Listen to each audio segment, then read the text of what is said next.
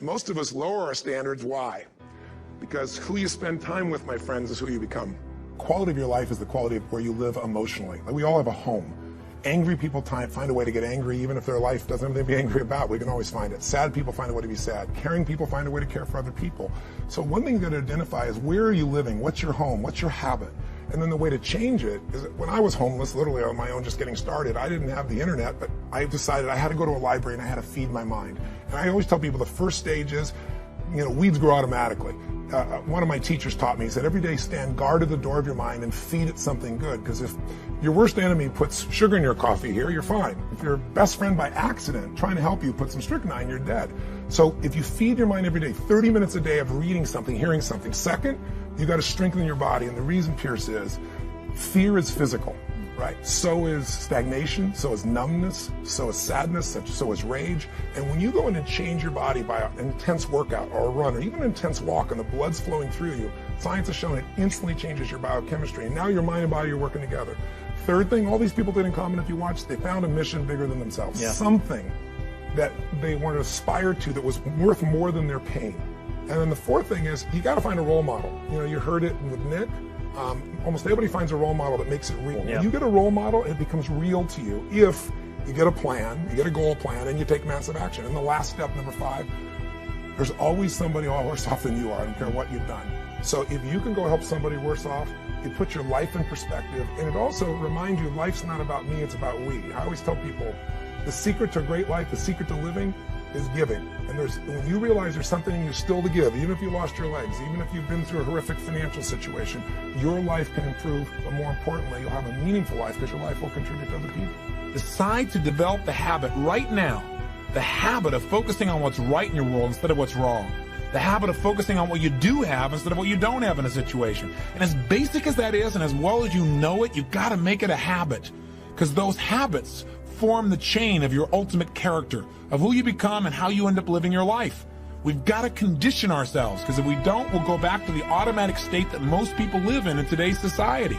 The way to develop the habit is to go on a mental diet. It's that you immediately do not allow yourself to hold a negative feeling, a negative thought for 7 straight days, day and night, even when it gets tough, even when somebody disappoints you, even when you get frustrated, even when you give your all and it still turns up lousy. Listen, if all I did was rant and rave on this tape and you didn't listen to anything else I said, but you took on this 7-day challenge, you can't believe what it'll do to your life. If you get yourself in a state of certainty that this is going to work, I'm going to find a way, and if this doesn't work, I will make the way, then you tap a lot more potential.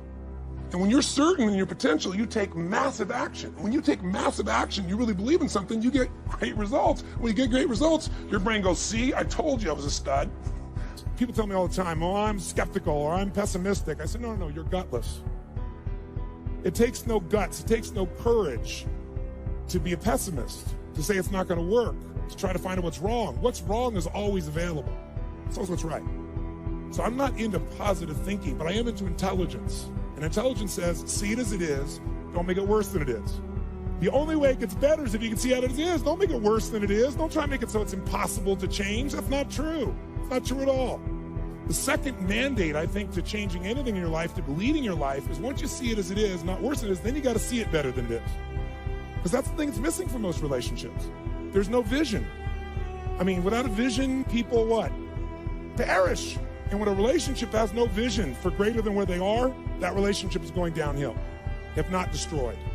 I believe that every relationship, every part of life, every part of a human being needs a compelling future. If the future's not more compelling than today could be tough, but if the future's compelling, we can get there. So just to remind you, first thing you got to do is feed and strengthen that mind.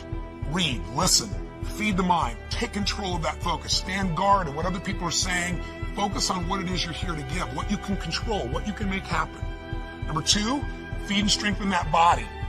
Remember, fear, uncertainty, they're physical experiences. So the best way to deal with something physical is get physical.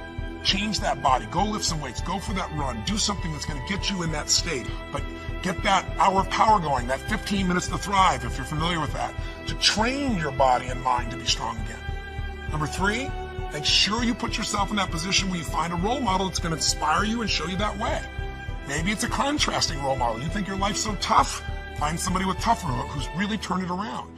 Or maybe it's just somebody who's really succeeded. that you can now see there is a way. There's a way through. There's a way to make this happen, even in the toughest times. There's always a way. 4, make sure you get yourself into action. Get a plan, take massive action. And then number 5, most importantly of all of them, feed your spirit. Feed and strengthen your spirit. And there's only one way to do that. It's to find what you're grateful for and to take time, whether it be prayer for you or just taking a moment to think about what it is that's so lucky in your life. There's a rejuvenation in our spirit when we stop taking things for granted. And when most importantly, what feeds your spirit is to give, to find a way to do something for someone else who's worse off than you are. Because what is this all about? It's about strength, and it's about perspective, it's about action, it's about emotion, and it's about heart. And so many people, miss the opportunity to feel like their life makes a difference. I'm a big believer that motive does matter, that why you do something people can feel, that people may be skeptical, they may have their judgments or their fears because they've been through so much, but in my experience, ultimately, why you're doing something people feel, and if you're doing this because some part of you knows that you're here in life not just to get but to give, then there's a spark that happens in other people because they feel the genuineness of that, and there's a spark that happens in you because it reminds you what you're made for.